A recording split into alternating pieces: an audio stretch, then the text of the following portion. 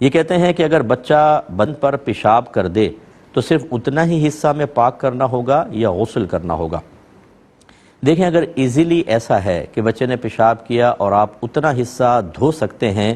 اس طرح کہ وہ پانی اس نجاست پر گر کر باقی بدن کے اوپر نہ پھیلے، پھر تو ٹھیک ہے۔ مثلا جیسے انگوٹھے، پاؤں کے انگوٹھے پہ پیشاب کر دیا، اب آپ یوں انگوٹھا کر کے پانی ڈالیں گے، گر جائے، باقی بدن تو آلودہ نہیں ہو رہا۔ لیکن اگر فرض کر لیں پیٹ پہ پیشاب کر لیا اور آپ اس میں پانی ڈالیں تو پھر وہ سارا بدن کے اوپر جا رہا ہے، تو یہ مطلب اس میں گڑبڑ ہو سکتی ہے کہ یہاں سے دھوا اور آگے جا کے کوئی پیشاب وغیرہ کسی جگہ رہ گیا تو مناسب نہیں۔ اس صورت میں بہتر ہے کہ غسل کر لیا جائے، اگرچہ غسل واجب نہیں ہے، جتنے حصے پہ پیشاب لگا اسی کو پاک کرنا واجب ہوتا ہے۔ لیکن جب آپ یہ سمجھتے ہیں کہ پانی ڈالنے سے وہ پھیل گئی ہے نجاست اور ہو سکتا ہے کہ